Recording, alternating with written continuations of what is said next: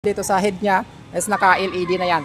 So napakatipid niyan pagdating sa baterya. Dito tayo sa Rossi Kalilangan Bukidnon branch mga idol, no, para ikutan itong si Rossi Bolt 125 nila. So tingnan natin kung ano meron sa motor na to, yung specs niya, yung features, at alamin din natin yung price ng motor na to, yung down niya, yung cash at yung installment. Malapit ka lang dito nga pala mga idol, no, sa Rossi Kalilangan Bukidnon branch at naghahanap ka ng mga motor tulad ng pampasada 125cc, 150cc, available yan dito. So ikutan natin ang motor na to.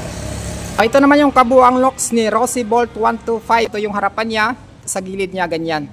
Meron siyang available dito na unit na kulay pula, meron doon sa unahan. Tapos blue, meron din dito. So unang mapapansin mo dito sa Rossi Bolt 125 nila, yung kulay yellow ni Rossi, yung sa taas sa head niya. Dito sa head niya is naka-LED na yan. Kahit yung signal lights niya, so ayan, bullet type, tapos ito ay naka-LED din. So mas matipid yan mga idol, no, pagdating sa pagkukonsumo ng baterya. So dito sa taas, ito, glossy. So napakalinis niyan mga idol, basta glossy. Konting punas mo lang, pampakintab, napakakintab na niyan. Pagdating sa fender niya, ito rin, kita rin natin dito ulit ang sticker ni Rossi. Ayan, naka-blue, naka-glossy din siya. Tapos yung suspension niya ginamit dito, naka-telescopic fork suspension or naka-traditional lamang yung suspension nito. So hindi naman ganong katabaan, hindi rin siya ganong kaliitan. At pagbaba mo sa ilalim, no, kita na rin natin dito yung pangalan ulit ni Rossi na kulay dilaw. So braking system, naka-disc brake na siya. Sa gulong niya, so siyang sukat na 2.50 by 17. Ito ay naka-tube type. So ito yung side niya, paka-minimal ng pagka-decals niya. Makikita natin dito yung Rossi na pangalan ulit, nakakulay dilaw. So glossy yan lahat dyan mga idol, no? Dito, glossy black, blue, yellow, tapos dito naman meron siyang gray. So, nagkaroon lamang siya ng na-matte dito na kulay, ayan. So dyan lang na part hanggang dito, matte yan mga idol. Pero pagdating dito sa ilalim niya, glossy na yan. Tapos makikita mo dito yung white, blue. So pangalan niya dito, yung Bolt, tapos yung displacement na 125cc. Well, pagdating sa makina nito mga idol, no, ito ay meron siyang 120cc displacement. Ito ay naka 4-stroke, naka single overhead cam, naka single cylinder. Ito ay naka 4-speed constant mest. At ito ay karburador pa lamang. So kahit na karburador mga idol, no, ang motor na to, napakatipid din ito pagdating sa gas consumption. Meron itong 4-speed manual gearbox at kaya nitong dumulok ng hanggang 5.4 kW at 8,000 RPM with maximum torque ng 8.5 Nm at 5,000 RPM. So napakalakas niyan mga idol, no, pagdating sa kanyang makina. Tapakan ng angkas mo, so ito na siya, natutupi siya.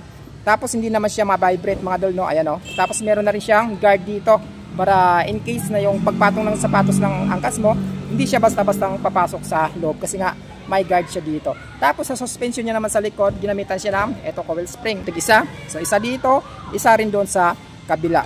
Tapos pagdating sa chain niya, meron na rin siyang cover dito para in case na dadaan mo sa putik or sa mga mabubuhangin, hindi na siya madudumihan dito sa kanyang chain. Ito naman yung decals nga palang mga idol dito sa gilid niya, no. Ito na part 125cc.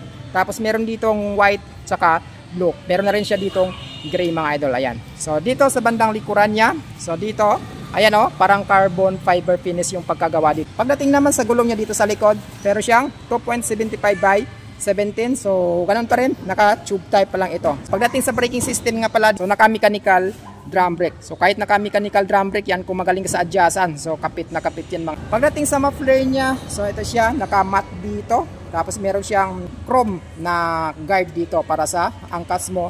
In case nadidikit yung kanyang paa dito sa dito mismo sa muffler, hindi siya basta-bastang mapapasok. So ganun din siya mga idol, no. Meron siyang apakan ng angkas dito. At pagdating naman dito sa starting system niya, meron siyang backup na kickstart. So at the same time, meron rin siyang electric start. So dito naman sa fender niya sa likod mga idol, no, ayan, naka-plastic siya na flexible. So hindi siya basta-bastang mababasag mga idol, no, kasi kahit na mabangga pa ito or masagin. Pagdating naman sa kanyang tail light, ito tail light niya dito sa gitna, tapos sa kabila yung kanyang signal light. So left and right signal lights niya mga idol, no, naka LED na yan. At pagdating sa tail light, LED na rin siya, makaganda at napakasulit pagdating sa kanyang mga ilaw. Kasi nga lahat ng ilaw nito naka LED na. Grab bar niya dito sa likod, glossy black. So sa upuan niya, ganito siya makapal. So ayan, dito ka na driver, dito ka naman sa angkas. Makapal siya mga idol, no? Goods na goods for long ride talaga. Ang under seat storage na paglagyan. So ito siya mga idol, mas malalim. May ilalagay ka pa dito na extra, mga cellphone, kung ano pang mga gamit mo yung pinamili mo sa market, pwede dito. So, sa positioning niya sa pagdadrive mga idol, no, ito ay naka-upright. So asahan mo na hindi ka basta-bastang mangangawit. So ito naman dito sa gitna niya, saka glossy blue dito. Yan.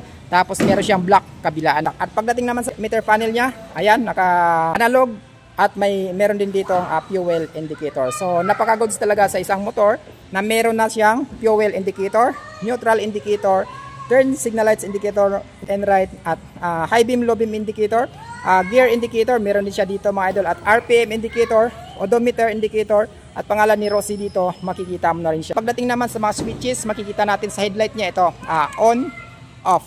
Tapos high beam, low beam, andito nakalagay. Tapos turn signal lights left and right, at yung busina niya or horn. So meron din siyang choke mga idol, no? So ito, pagdating naman dito sa kanang bahagi, meron siyang electric starting system. So kung interesado ka dito sa Rossi Bolt 125, meron lamang siyang price ngayong month na to, 48,000 pesos kapag cash. At pagdating naman sa down is zero down payment sila po. Sa 1 year is 4,840, at sa loob ng 2 years is 2,775. Sa 3 years naman is 2,090. Meron siyang rebates na 300 pesos basta updated ka magbayad. Kung malapit ka lang dito mga idol, no, sa Rossi Kalilangan Bukidnon branch, ito yung mga unit nila na available dito. Ang dami. Ang dami ng 125 na Delta.